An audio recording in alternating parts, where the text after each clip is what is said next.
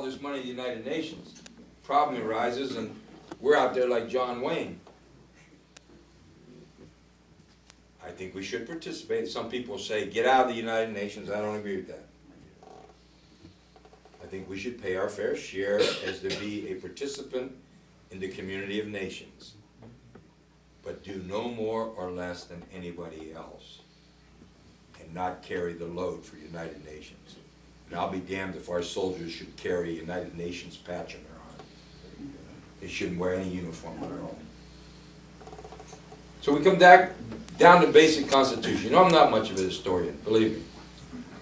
I was an old football player in high school, and I ended up playing football at the University of Pittsburgh. All set to go to Notre Dame, and they fired the head coach. I had a great experience, and I met people throughout this area. When I come here, I saw little signs. I never come back, never been past Breezewood on the turnpike.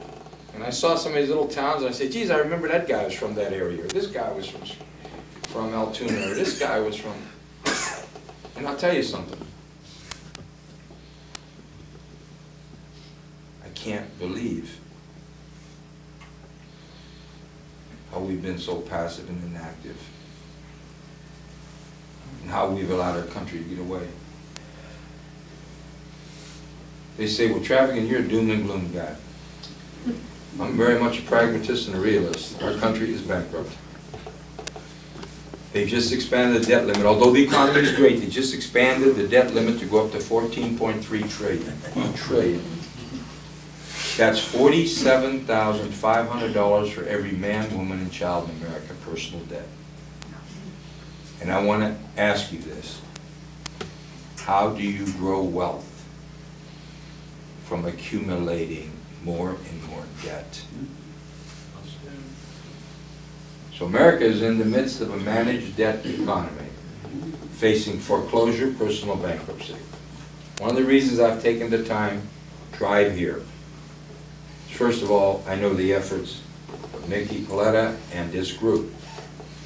Second of all, he has, and his organization has, and the people with him, have manifested tremendous success in the courtroom as tutors of pro se people who have contested foreclosures successfully. That's why I'm here. We've got to support those entities.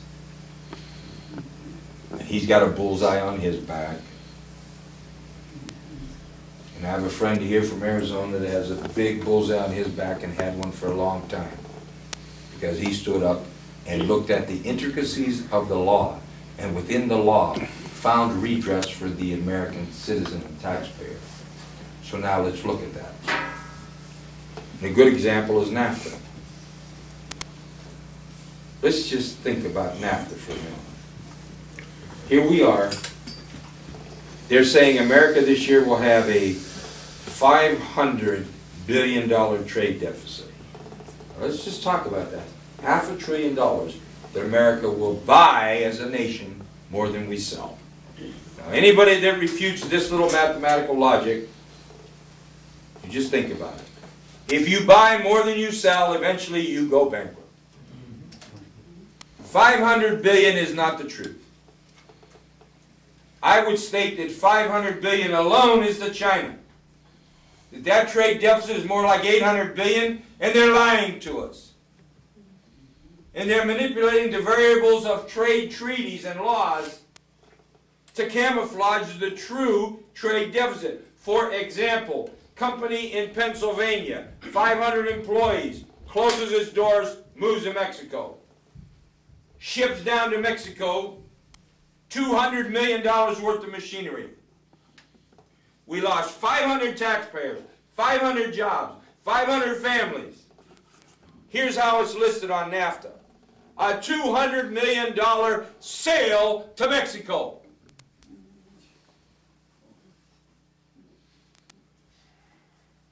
That plant that was closed down and those machines, this is being videotaped, call me.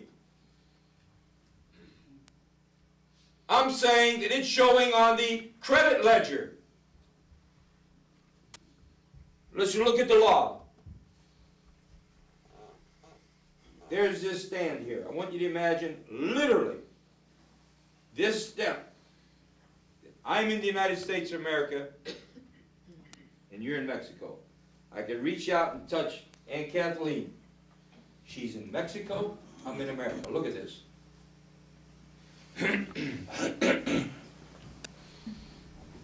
I'm a producer of goods and services. I've got labor unions, I've got pensions, I've got health insurance, I've got banking regulations, security regulations, I've got environmental protection agency, I have workman's comp, unemployment comps, life insurance, health insurance. I have minimum wage, I have state law, local ordinance, and I have a minimum wage to comply with. But to compete, my average operation costs are $25 per hour. Now, Aunt Kathleen is right across the border. She has no, if any, regulations.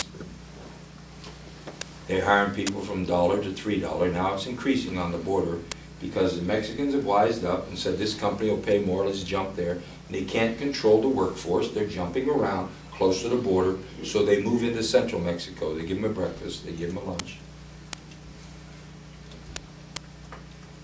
They hire people with 50 cents to $1 an hour. They dump their waste byproducts into the ditch. Now, if you're an American producer, how can you compete? If your company X and your competitor, company Y, moves to Mexico or moves to Brazil, the largest aluminum manufacturing plant in the world is now in Brazil. General Motors cars, General Motors selling 67 cents. Some of their cars are being made in China. Why? Our policies have made it impossible to compete here. No one's looking at this. Everybody's talking about the CEOs being unpatriotic, people leaving us, taking their jobs, corporate greed. What does the corporation do? Stay in America and bankrupt?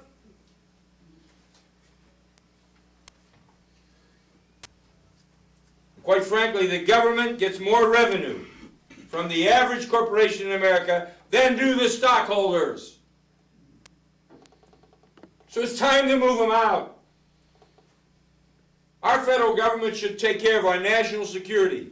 They should take care of our international competitiveness, our international marketing agreements, and relationships with other countries, our trade and commerce. And the Constitution is clear, almost word for word. Congress shall regulate commerce with foreign nations. Listen to the word. Congress shall regulate. Does it say Congress should give the trade away? Founders had sense. There was no head tax, no income tax. You had your international activity to raise the funds, to levies, tariffs, etc., etc. Then everybody started doing everything. Federal government was into everybody's business. Now let me ask you something. Just think for a minute. This is a Democrat from a district that's predominantly Democrat. Going to run as an independent, probably don't have much of a chance. But I can't stand the hypocrisy of either of these parties.